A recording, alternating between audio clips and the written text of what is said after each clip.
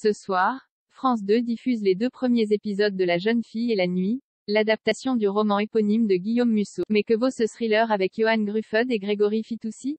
De quoi ça parle? Côte d'Azur, hiver 1997. Un campus prestigieux figé sous la neige. Une jeune fille emportée par la nuit. 3 amis liés par un secret printemps 2022. Autrefois inséparables, Fanny, Thomas et Maxime ne se sont plus jamais parlé depuis la disparition de Vinça cette nuit d'hiver 1997. Lorsque, 25 ans plus tard, Thomas décide de rompre ce silence en se rendant à une réunion d'anciens élèves du lycée Saint-Exupéry, il va, sans le savoir, mettre en péril la vie de tous ceux qui l'entourent, à commencer par celle de Maxime. Car cette nuit de décembre 1996, Thomas et Maxime ont commis un meurtre et emmuré le cadavre dans le gymnase du lycée qui va être détruit dans les prochains jours. Comment les 2 amis parviendront-ils à affronter la situation? Tout semble être lié à la disparition de Vinça. Disparition à laquelle Thomas ne veut toujours pas se résoudre. Dès le 17 octobre à 21h10 sur France 2. C'est avec qui?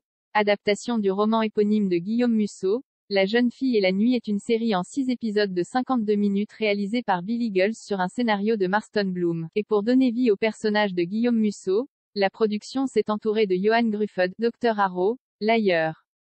Grégory Fitoussi, Le Bureau des légendes, et Vaina Jokante, Scam, interprétant respectivement Thomas, Maxime et Fanny. Ivana Sakno, Danger Zone, prête quant à elle ses traits à la mystérieuse et énigmatique Vinça Rockwell. Enfin, Rupert Grave, Salomé Gunnarsdottir, Shem Soda ou encore Mathias Van Cache complètent notamment ce casting. Ça vaut le coup d'œil? La Jeune Fille et la Nuit n'est pas la première adaptation d'un roman de Guillaume Musso mais les précédentes n'avaient en revanche jamais fait l'objet d'une série. Après avoir été vendue à plus de 2 millions d'exemplaires dans le monde, l'adaptation en série de ce thriller est donc un événement pour les fans du romancier et ne manquera pas de tenir en haleine les téléspectateurs. À la fin des années 1990, Thomas, Maxime, Fanny et Vinça profitent avec insouciance de leur jeunesse. Une nuit d'hiver, tout bascule lorsque Thomas et Maxime commettent un meurtre avant d'emmurer le cadavre dans le gymnase de leur lycée et que Vinça disparaît mystérieusement. Liés par un terrible secret, Thomas, Maxime et Fanny vont cependant continuer à vivre leur vie pendant 25 ans jusqu'à ce qu'un événement qu'ils n'avaient pas prévu ne fasse ressurgir le passé. En effet, au moment où le théâtre de leur crime menace d'être détruit, Thomas, devenu depuis romancier à succès, va rentrer en France puis rompre le silence lors d'une réunion d'anciens élèves. Toujours hanté par le souvenir de Vinça dont il était éperdument amoureux voire obsédé, Thomas va alors chercher à comprendre ce qui lui est arrivé cette nuit-là. Une vérité en cache parfois une autre, les secrets qu'il s'apprête alors à découvrir vont mettre en péril la vie de ceux qui l'entourent et ébranler les fondements même de ce sur quoi il s'est construit. L'intrigue mise en place, La Jeune Fille et la Nuit nous emmène dans un récit haletant sous le soleil de la Côte d'Azur et de ses grandes maisons cossues. Très vite, les questions se bousculent. Qu'est-il arrivé à Vinça? Pourquoi les parents de Thomas ne sont pas heureux de voir leur fils rentrer en France et pourquoi sont-ils si mystérieux lorsqu'on leur parle de Vinça? Que Fanny cherche-t-elle à cacher? Vous l'aurez compris, si Vinça Rockwell tient une place essentielle au cœur de cette enquête à plusieurs bandes, les mystères et secrets qui gravitent autour de sa disparition sont nombreux. Alternant entre le passé et le présent, la série est bourrée de rebondissements jusqu'à la dernière minute. Mais voilà, ceux-ci sont souvent poussés à l'extrême voire superflus.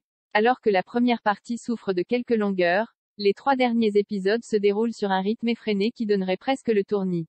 Malgré tout, on se laisse porter dans cette quête de vérité qui offre son lot de révélations suffisamment captivantes pour enchaîner les épisodes. Les ingrédients du thriller sont donc là, la mise en scène est léchée mais finalement, c'est lorsqu'elle se penche sur des questionnements plus intimes à propos de ces personnages que la série prend de l'épaisseur et révèle le plus d'intérêt. Et pourtant, on peine à s'attacher à des personnages dont l'écriture manque de chaleur pour créer une véritable empathie chez le téléspectateur. Dans ce résultat mitigé, Johan Gruffud, Grégory Fitoussi et Vaina Jokante interprètent toutefois impeccablement leur rôle. Ivana Sakno, l'interprète de l'envoûtante Vinça, est quant à elle une jeune actrice prometteuse qu'il ne sera pas surprenant de revoir dans d'autres gros projets à l'avenir.